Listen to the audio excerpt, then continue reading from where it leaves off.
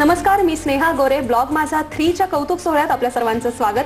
Star माझा तर्फे गेली 3 वर्ष ब्लॉग माझा ही आपण स्पर्धा घेतो. यंदा या स्पर्धेचं 3रं वर्ष होतं आणि या स्पर्धेसाठी आम्हाला जगभरातून वेगळ्या विषयांवरले वेगळ्या पद्धतीचे ब्लॉग्स येतात. ब्लॉगच्या अनेक एंट्रीज येतात.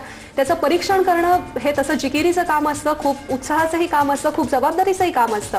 यावर्षी या स्पर्धेचे परीक्षक होते लीना मेहेंदळे मॅडम होत्या, माधव शिरवळकर होते आणि विनोद शिरसाट होते. लीना मेहेंदळे या स्वतः एक ब्लॉगर आहेतच, त्याच्याचबरोबर त्या ज्येष्ठ प्रशासकीय अधिकारी म्हणूनही आपल्याला माहिती आहेत. माधव शिरवळकर हे IT व्यावसायिक आहेत, IT तज्ज्ञ आहेत आणि विनोद शिरसाट हे साप्ताहिक साधनाचे कार्यकारी संपादक आहेत.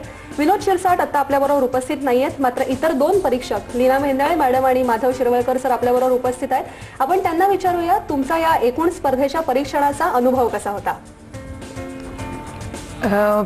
हा अनुभव खूप चांगला असं मी म्हणेन, कारण ह्या निमित्ताने खूप नवीन ब्लॉगर्सची ओळख झाली आणि त्याच्यामध्ये जे काही स्टार माझानी जे काही निकष ठरवून दिलेले होते त्या निकषाप्रमाणे जेव्हा ते निकष लावून त्यातले स्पर्धक कोण विजेते स्पर्धक हे काढणं हे थोडंसं जिकिरीचं होतं, कारण पुष्कळ ब्लॉग असे अतिशय चांगले असे ब्लॉग होते आणि त्याच्यामध्ये 2 वेगवेगळे ट्रेंड मला महत्त्वाचे वाटतात. की काही ब्लॉग असे होते की जे फक्त एकाच विषयाला वाहिलेले होते आणि आपापल्या परीने ते खूप सुंदर त्या विषयाचं लेखन त्यांनी केलेलं होतं. काही ब्लॉग असे होते की जे विविध विषय त्यांनी हाताळलेले होते, म्हणजे व्हरायटी होती. सो काही आम्ही जे निवडलेले आहेत त्यापैकी काही विजेते हे व्हरायटी घेऊन पुढे आलेले विजेते आहेत आणि काही विजेते हे एक पर्टिक्युलर सखोल ज्याला आपण अभ्यास म्हणू असे विजेते काही आहेत. सर, तुमचा अनुभव कसा होता? मी गेली 3 वर्ष ब्लॉग बघतोच आहे. 3 वर्ष स्पर्धाही मी पाहिली की साधारणतः कोणते ब्लॉग तिथे आले होते, कोणाला बक्षिसं मिळाली. तर ज्या एंट्री झालेल्या होत्या त्याच्यामध्ये काही अपेक्षित एंट्री होत्या आणि काही अपेक्षित एंट्री होत्या पण त्या नव्हत्या त्याच्यात दिसल्या. तर असंही हे होतं, परंतु खूप ब्लॉग्स होते, ते सगळेच्या सगळे 100% पाहणं हे शक्य नव्हतं त्या छोट्याशा स्पॅनमध्ये. पण जे आम्ही पाहिले त्याच्यावरून शीतावरून भाताची परीक्षा आम्हाला नीट करता आली. काही शीतं खूप मोठी होती, आम्हाला 5-5, 7-7, 8-8, 10-10 पोस्ट वाचाव्या लागल्या आणि काही ठिकाणी आम्हाला 2 किंवा 3 याच्यामध्ये पण लक्षात आलं. पण सगळे ब्लॉग चांगले होते, त्याच्यामध्ये विषय वेगळे होते. मुख्य म्हणजे मी मल्टीमीडियाचा उल्लेख करीन. काही जणांनी म्हणजे उदंड प्रमाणावरती छायाचित्र वापरलेली होती, ती चांगल्या क्वालिटीची होती. त्याच्यानंतर काहींनी व्हिडिओज वापरलेल्या होत्या.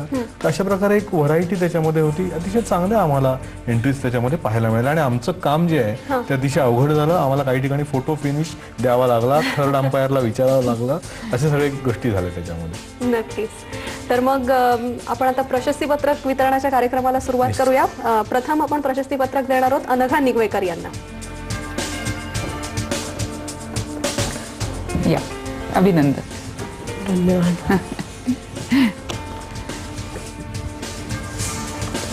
आणि तुमच्या ब्लॉग बद्दल पण तुम्ही थोडंसं सांगायचं आहे. मी खरं तर हे ब्लॉग लिहिणं हे माझ्यासाठी हा जगाशीच मांडलेला संवाद होता. म्हणजे साध्या गोष्टींमधून जे काही मी शिकत गेले, कधी हसवणारं कधी रडवणारं, ते चांगल्या मराठी भाषेमध्ये. कारण आता मी हल्ली वाचते तर मला असं अशी भाषा मिळत नाही जी मी जुनी पुस्तकं वाचते त्याच्यात मिळते. तर मला सुंदरशा साध्याशा भाषेमध्ये हा मी जगाशी मांडलेला संवाद आहे. कधी हसवणारा, कधी रडवणारा, कधी चिडवणारा. अनघा निगवेकर यांच्या ब्लॉगची आपण आता एक झलक बघूया. restiscrime.blogspot.com या URL वर अनघा निगवेकर ब्लॉगिंग करतात. आपण इथे त्यांचा ब्लॉग पाहू शकतोय. त्यांनी काही फोटोज टाकलेले आहेत, तसंच विविध विषयांवर त्यांच्या ब्लॉगमध्ये आपल्याला पोस्ट दिसत आहेत. त्यांच्या दैनंदिन जीवनाबद्दल त्यांनी लिहिलंय, काही टेम्पलेट्स त्यांनी वापरले आहेत, त्याच्यात वेगळ्या विषयांवरचेही फोटो आपण इथे पाहू शकतोय. त्यांची पॉप्युलर पोस्ट आहेत, त्याचबरोबर त्यांच्या ब्लॉगला अनेक फॉलोअरही इथे आपल्याला दिसू शकतात आणि 17,740 लोकांनी आतापर्यंत त्यांचा ब्लॉग वाचलेला आहे.